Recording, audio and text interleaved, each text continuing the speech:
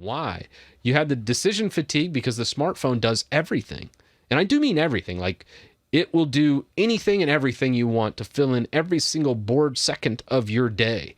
If you're sitting in an elevator, if you're on the toilet, if you're wherever you're at, and you have like social anxiety or any of those things, the smartphone will fill that in and make you feel all warm and fluffy, like a big, giant digital hug, and it's awful for us. And I didn't realize that. I really didn't. So when I'm on the toilet, I'm really bored because usually I read my news.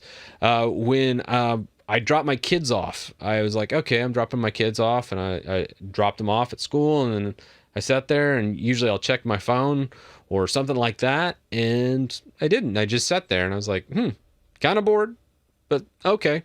And then moved on with my day. But there's so many little instances of that throughout my entire day today, and that was just today, where I would normally fill it in with the phone.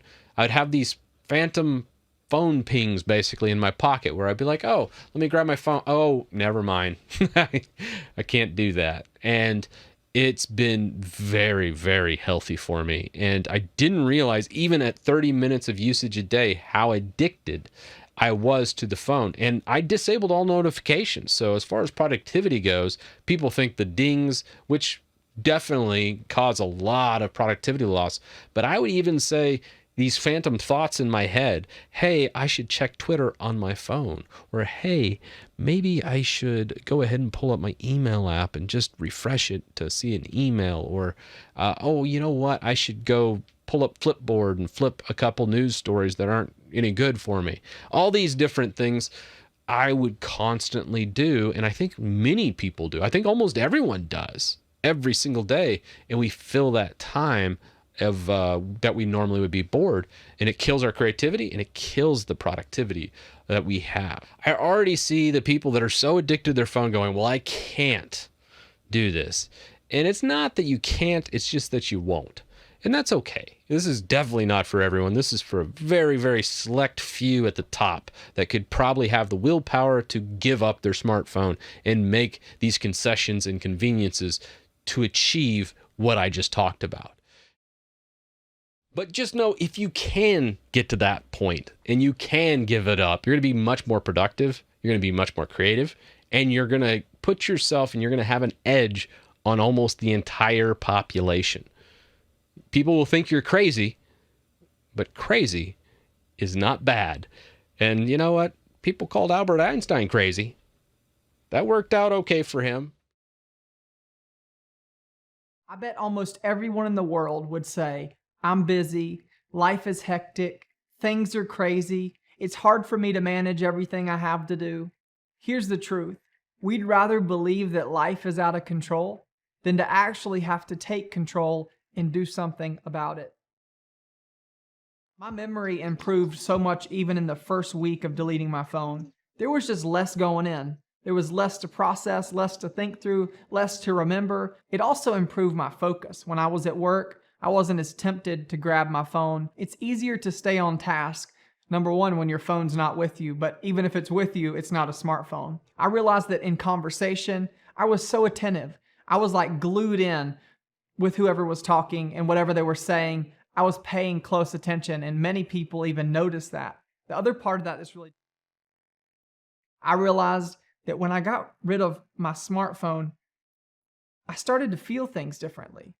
I would listen to a song and I would go, that's really moving. Or I would read a book, or specifically, I would watch a movie. I remember the first time, like 2 or 3 weeks into this experiment, I'm crying, I'm laughing, I'm feeling every emotion of this movie. And I realized this is the first time I've watched a movie where at some point during it, I didn't check my phone.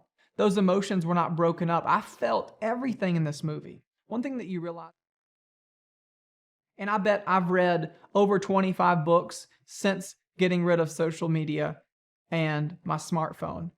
Picking up something like reading is a restful experience. Scrolling your phone is not restful. It might be mindless and it might help you veg out, but it is not restful. If you want to take this challenge, in my opinion, it's just not realistic to live without a smartphone.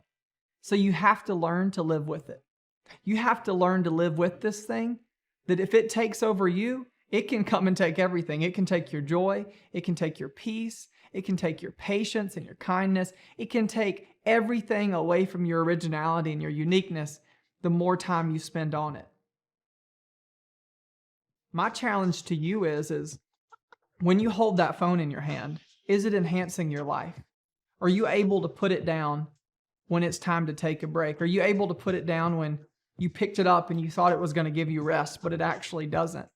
When you go to say, man, I do want to go for that run, or I do want to go for that walk, but maybe I'll just leave my phone in the car, or I'm going to go be with my friends at this restaurant and they're going to have their phone, so I could just leave mine in the car. Like, having those moments where you can live and experience life and you can feel those emotions like I talked about. Like, if you're going to watch a movie in your house or even going to the movies with someone, put your phone down, put it in the bag. And the most beautiful, beautiful thing that you could possibly do is to hold down that button and just turn it off. Life is going to pass you by if you live your life in this phone through this device. But here's the scary thing. We're more afraid of life passing us by if our phone isn't on. We're more afraid of missing something through the phone without actually realizing everything that we're missing in life. I would argue that whatever you miss when you turn off this device would have never satisfied you as much as the things that you're going to experience because you turned it off. Because you said, what we want. They're powerful until we turn them off. They're powerful until we put them down. It's one of the few things in life that could have so much control over us, can be overbearing, and oh my gosh, these things move so quickly, until we put them down and they have nothing. They have no control, no power, no pull over the way I think or live, no pull over the way I raise my kids or love my friends or experience life. You have to learn to live with this device. Unless you're going to be a monk or someone living up in the woods, or you're never going to Uber again.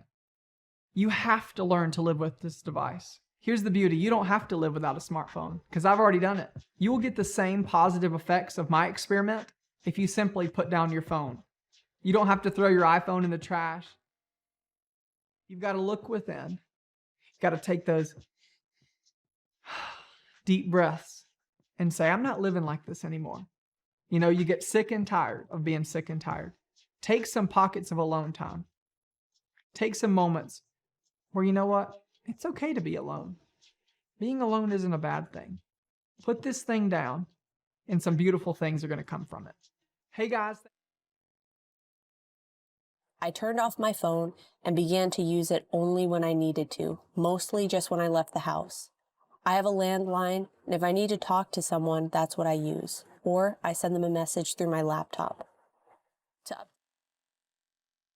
I've honestly had so much more fun with things like social media now that I've created a loving space for it, given it a healthy place to live in my schedule. So that's how I eliminated using my phone on any kind of regular basis. The phone is a phone, used for the odd phone call now and again, or to play a mindfully curated playlist in my car instead of the radio, and that's about it. There's no sacred rule to how this works, and there are plenty of ways to limit your phone usage. Get creative and explore for yourself. This is a journey. The most important underlying message behind all of this is an invitation to value yourself and your time in better and more mindful ways. When an object, a tiny object like a phone, sucks away our day, we aren't valuing our purpose, are we? And we all have so much purpose. So I hope this video has brought